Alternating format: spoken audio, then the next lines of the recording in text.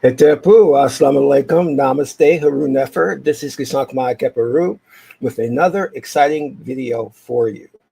And in this video, we're going to talk about Maat and the 42 negative confessions. But before I do that, I want you to hit the like button on this video.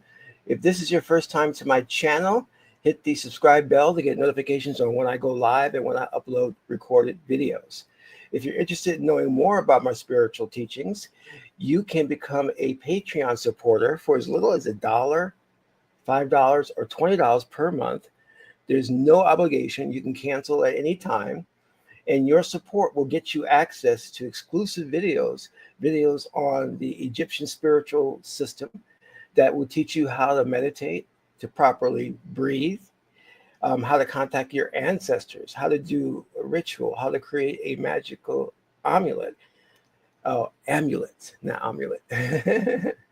And also, we do have special series that we run, like ancestral curses, how to get rid of those, and the Bible, decoding the Bible. So become a Patreon supporter today. Last but not least, share this video with family and friends so that we can get the revolution started.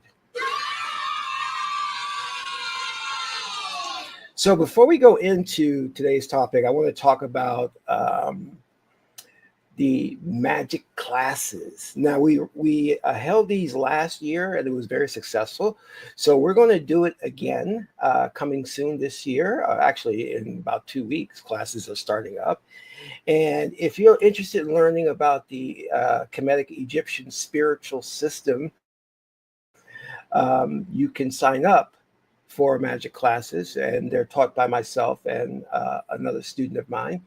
And it goes deep into a lot of things like performing a ritual, how to manifest things in your life like love, a mate, good luck, money, things of that nature. You're going to be taught like some very, very deep magical stuff that's really going to help enhance your life. Of course, we'll have classes on meditation and oracles and things of that nature. Now, here's the best part about this. The classes are free. All you have to do is email me at qesankh@gmail.com and tell me why you think that you should be in Magick Class and what you intend to do with this secret knowledge. And I'm going to actually put the email address in the description box as well. So I believe the deadline for registration is Sunday the 26th. So send me that email right away. And like I said before, the classes are free. It's very strict. So you're going to have to make sure you attend classes and do the homework assignments. And what's going to happen when you complete the course, you're going to get a certification. And you're also going to be a different person. For once in your life, you're going to be empowered. You're going to have knowledge to help you in situations. Because the one thing is, we're here in this existence on Earth and or 3D, and we are almost powerless. And this is because the global elite has taken away from you the knowledge of self, the knowledge that you are God man, God woman. So you encounter obstructions and things, and you don't know how to deal with them because this world is evil.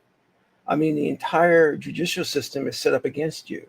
Corporate America is set up against you. You understand what I'm saying? The job market is set up against you. So how do you navigate through all of that? Well, you become God man and God woman, and you rely on your inner power, your magical abilities to get yourself out of difficult situations and to bring prosperity into your life. You don't have to live in really just dire circumstances. God wants you to prosper. And in order to do that, you must know thyself. You must come into a knowledge of the spiritual traditions of our ancestors. And the major Western religions are not going to help you. They're a con game. You have these mega churches that benefit only the preacher. It's designed to take money from you, make you more impoverished. And while your preacher lives in a luxurious lifestyle with jets and homes, look at it. You'll see it. These preachers are out of control. They have so much money. Whereas you and I will go buy a shoe from a noted shoe store, they can have a shoe designed specifically for them, a suit tailor made for them.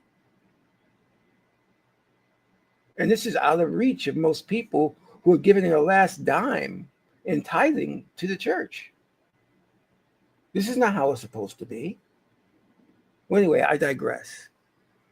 Let's get into the main topic of the day, which kind of like is related to this. When we look at the Christian religion, we understand that it's a book, the main book, the Bible, the Holy Bible, has a lot of holes in it, that Christians rely on to teach them right and wrong and what to do in life. Well, I'm here to tell you that God gave you a faculty within you, Tehuti, wisdom, or Jehuti. You don't need a book to tell you what's right and what's wrong. You don't need some preacher teaching you from a book that you can read and learn and understand yourself. He has no secret knowledge. Everything's in that book. And most of the stuff in the book contradicts itself. And it's very chauvinistic, male dominated.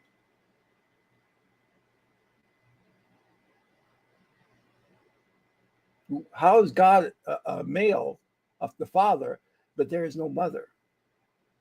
You see, in the Egyptian spiritual tradition, you will notice that wherever you see a god, there is a goddess next to him. In fact, the Port Neteru, the tree of life that the Egyptians created as a roadmap to spiritual elevation, each deity, the male deity, has a female deity that accompanies him, usually his sister or his mate. Now, we're going to get into that a little bit. But I want you to understand that no one needs to write down some laws to teach you how to do right and how to do wrong. If they need to do that, then you're surely in trouble. Okay? You're in trouble. In fact, what you'll notice in ancient Africa, in the nations and the tribes, there was never any books or instruction. You would learn through osmosis, meaning you would see what everyone else is doing and you would follow.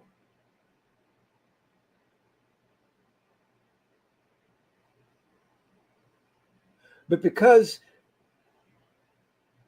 white people, Western man, is left brain, which is linear thinking and verbal discourse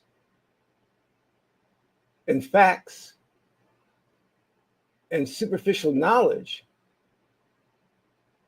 because that's how they learn.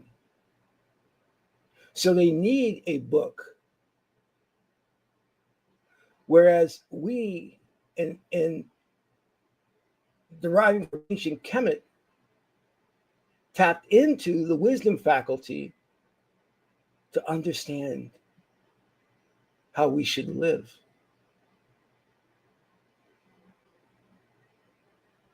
And one of the testaments to this is that when we look at Moses, who brought down the Ten Commandments after speaking with God in the mountain, one of those 10 commandments was, thou shalt not kill. But the funny thing about that was, Moses has already killed, and he was a wanted man for the crime of murder. And let me just bring this up so that you could see this. because it's very, very interesting. So when I Googled this, we got, according to the Bible, Moses killed an Egyptian who was beating a Hebrew slave. This event is described in Exodus 2:11-12. So here we know that Ramses, who sent his guards after Moses for the crime of murder, we note that this is before Moses came down from the mountain with the Ten Commandments. So that tells us there already were in Egypt laws against murder. Isn't that interesting? But yet we need a book to tell us not to murder. One of the things that we have to understand is that the Egyptian spiritual tradition is the original archetype for the Christian religion. In fact, the Christian religion plagiarized, took from the Egyptian spiritual system. And the Christianity took a lot of things from other different cultures as well. There were many more religions and cults that existed prior to Christianity. And Christianity stole from them and put them all in one book so that the Roman Emperor Constantine could rule over the people. He needed a document, he needed a Bible so that he could exert control over the people. So he put together the Bible, authorized by King James, a pedophile. And one of the things they did was they took the Ten Commandments from the Egyptian 42 negative confessions. But instead of taking the 42, they only took 10 of those. And that's the problem with the Christians today. They refuse to do research because they're taught not to do that. They're taught not to think logically, for one thing. And they're taught not to read and research other documents other than the Bible. If they did, they would learn that the Ten Commandments came from the 42 negative confessions of Maat. Now, what are the 42 negative confessions? Well, to understand that, we have to understand the Book of the Dead, or the Perhamaru, which is the book of coming forth by day and by night. And in it, it was compiled for the scribe Annie. And there's a funerary rite in there where Annie dies and goes to the hall of Maat. And that's the entire judgment scene of where they take his heart and place his heart on the scale, and they weigh it against the feather. And if his heart is lighter than the feather, he's allowed to go into heaven. If not, his soul is devoured. And the judge is Osir. Maat is there, goddess of truth, justice, and righteousness, balance, and reciprocity. And Sebek is there inspecting the scale. And this is where Christians get the idea of Judgment Day. So in the book of Coming Forth by Day and by Night, which was transcribed by Wallace Budge, you can actually get a copy of that. You will see for yourself the 42 negative confessions. Now, when you die and you go to the hall of Maat, you recite these negative confessions. And the reason it's called negative confessions is because it is saying these are things that you didn't do in life. you are reciting them. Like, for example, you would say, I have not committed murder. I have not committed adultery. And as I said before, the Christian religion took only 10 from that and put that into their Bible. And the one thing we have to understand is that our ancestors, the ancient Kemetic people, when they wanted to codify the idea of truth and justice, they used a woman, called her Maat. And she's typically depicted with the scale and the feather, showing that your heart weighs lighter than the feather and you're not heavy-hearted. And the great thing about this is that our ancestors were so advanced, we knew that something like the 10 Commandments has no reference, has no context to say, well, let's take a look at that. Let's take a look at it real quick. If we say, for example, thou shalt have no other gods before me, that's interesting. Are they saying, is this God saying that there are actually other gods? But let's look at this one, thou shalt not kill. I mean, this is an absolute statement. But we know that there are times when one must kill, like to protect yourself or your family. So how do we determine when we should kill? I mean, this is really a blanket statement, and very generalized, just saying you should not kill. That's the end all and be all. But we knew, our ancestors knew, that there were times when you must kill. And they created this idea. Well, let's go through this real quick. I just want to take let's just go through this real quick again. The 10 Commandments, thou shalt have no other gods before me. Thou shalt not make unto thee any graven image. Thou shalt not take the name of thy Lord, the Lord thy God in vain. Remember the Sabbath day, keep it holy. Honor thy mother and thy father. Thou shalt not kill. Thou shalt not commit adultery. Thou shalt not steal. Thou shalt not bear false witness against thy neighbor. Thou shalt not covet thy neighbor's house.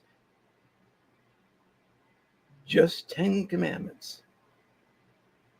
And this is supposed to cover every aspect of life, every situation. It can't. It's impossible.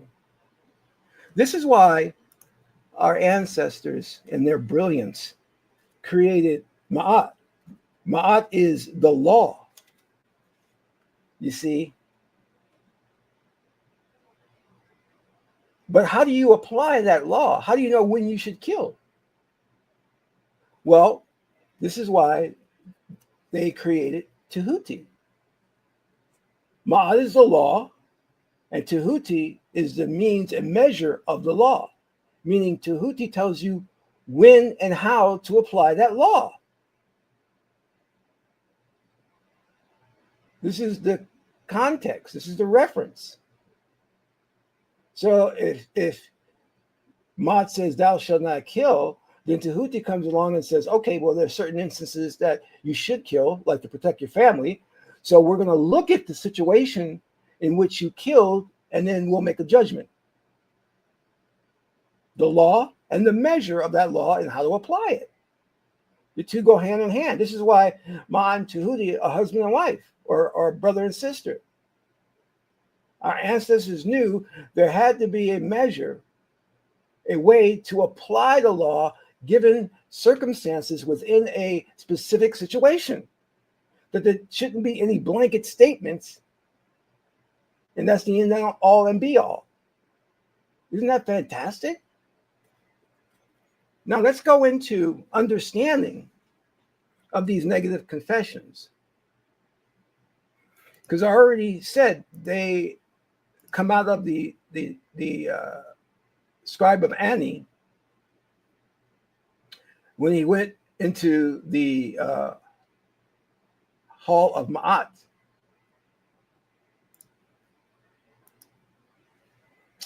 And I'm going to read a little bit about this here. Let me see if I can bring this up closer so you guys can actually see it better.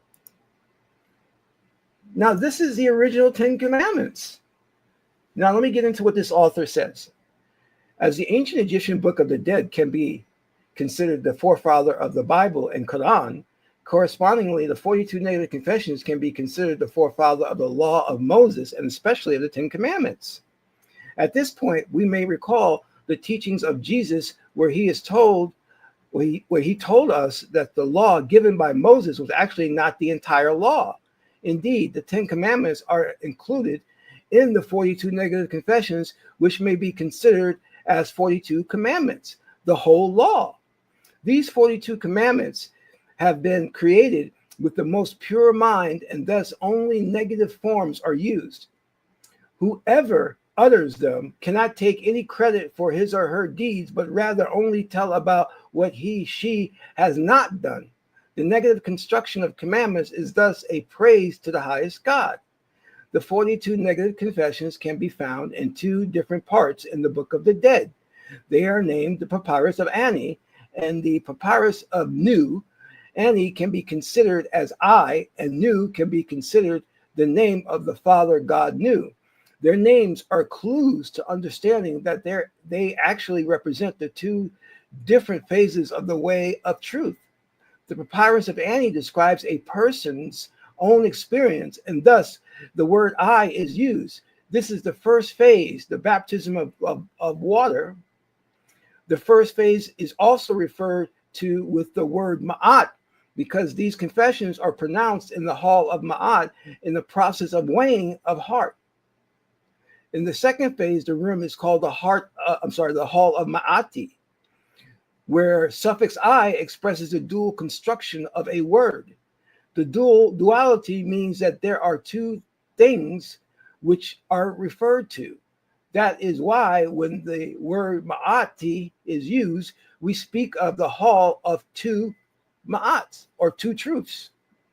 The double Ma'at or twin Ma'at means the presence of extremes. In this context, the term sometimes used in the hall of two truths. Two truths refer to the dual construction of all things. For instance, there cannot be a poor man unless there is also a rich man. Let me stop here, because that's very important. There cannot be a poor man unless there is a rich man. In the same sense, there can't be a father without a mother. And this is where the Christian religion goes wrong. Let me continue. If there would not be any rich men, then the baseline would not exist, and thus neither rich nor poor could exist either. The existence of these extremes originates already in ancient Egypt, where it was called Kai. In the language of symbolism, we usually speak of the seven Kai. One such instance is found in the Bible in the passage of the seven cows. The seven Ka are the battlefields of the baptism of fire, where the seven parts of the soul are fully present. A similar symbolism is also used in the Bible when Jesus cures Mary Magdalene of the seven evil spirits. All right, so we can see, already how the Christian religion took from the Book of the Dead the Ten Commandments. And we can see how deep this goes in this Kemetic spiritual tradition in terms of the weighing, which is, again, Judgment Day, the weighing of the heart, the hall of Ma'at, and the hall of Ma'ati, the hall of two truths. Now let's look at the 42 negative confessions. Now, I'm not going to read all of them verbatim because this 42 is a lot, but I'm just going to go through some of them so you get the idea. And again, this is Annie reciting these at the Hall of Maat. I have not committed sin.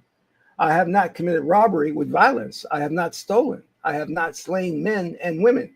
I have not stolen grain. I have not purloined offerings. I have not stolen the property of God.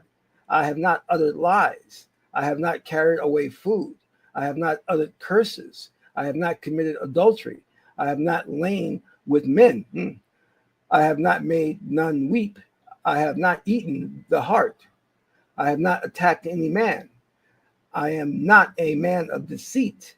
I have not stolen cultivated land. I have not been an eavesdropper. I have not slandered. I have not been angry without just cause. I have not debauched the wife of any man. I have not debauched the wife of any man. I have not polluted myself. I have not terrorized none. I have not transgressed. I have not been wroth. I have not shut my eyes to the words of truth. I have not blasphemed. I am not a man of violence.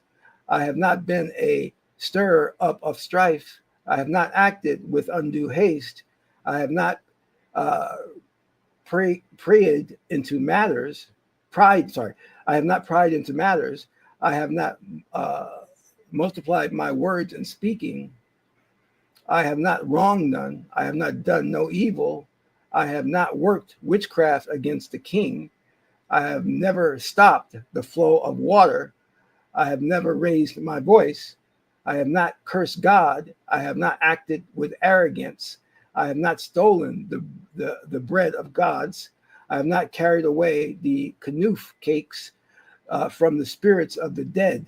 I have not snatched away the bread of the child, nor treated with contempt the God of my city. I have not slain the cattle belonging to the God. 42 negative confessions. And here we go again. Okay. So we can see here exactly where the inspiration for the Ten Commandments came from. There's no doubt about this. This is not a coincidence.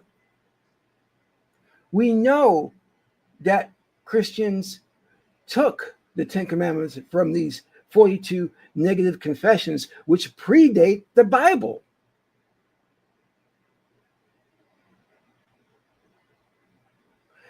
And this is the problem that we face in our modern world. The dumbing down of the population.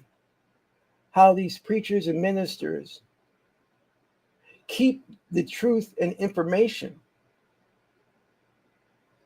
of the origin of the text of the Bible from the congregation.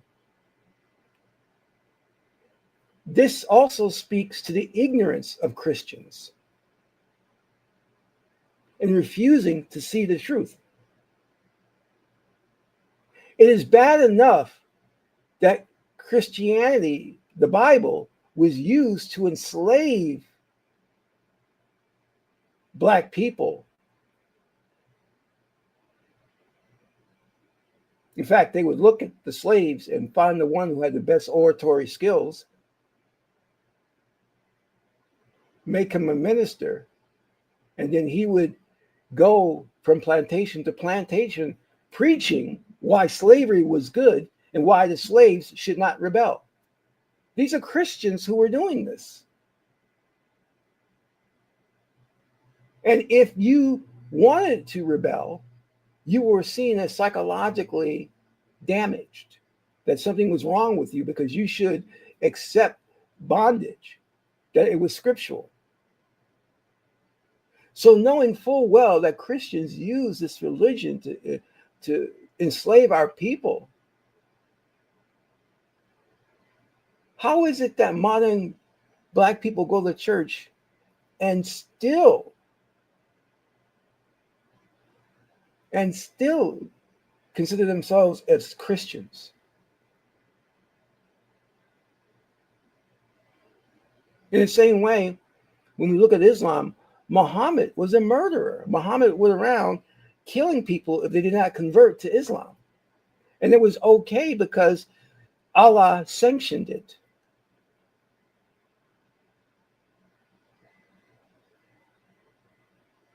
And Muhammad was never a real person. Just like Jesus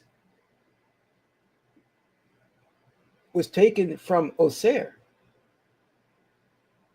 Many of those biblical characters were taken from the Egyptian, what we call Metuneta, the hieroglyphics, the sacred text.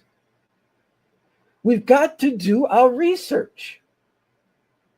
We can't be deaf, dumb, and blind. We can't be that ignorant to not see these things.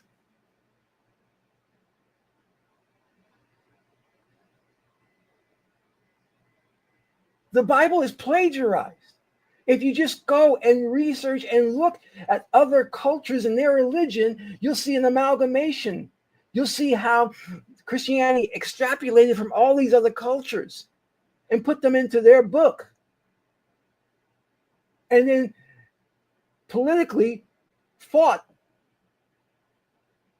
so that people would follow that book over all other religions.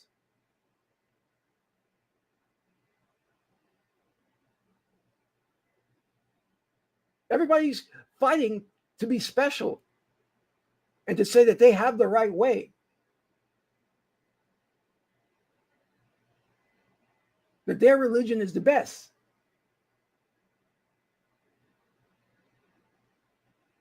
You are being bamboozled and you're going along with it.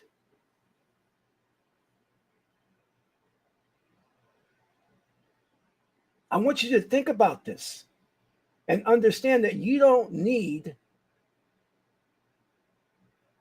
a set of 10 commandments to know to do right or to do wrong or to whatever. You have that inherent faculty of Tahuti and Maat within you because these deities and God is within you. And by tapping into it, you then become the living likeness of God, God on earth. You gain access to special knowledge by tapping into the Akashic records. I don't need to have someone write something down, put it in the Quran to know, oh, I shouldn't do this. Oh, I shouldn't do that.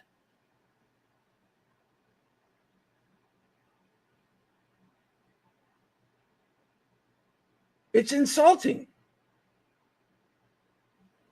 Brothers and sisters, I want to thank you for tuning into today's broadcast. If this message resonates with you, please donate to the channel. Your donation helps me to make more videos. Don't forget, if you're interested in joining Magick Class, you can email me at Qesankh@gmail.com. I'll also put that in the description box. This is Qesankh Ma Keparu, son of Maat and Tahuti. Maat is the beautiful goddess Heteru. Until my next video, Amen Ra.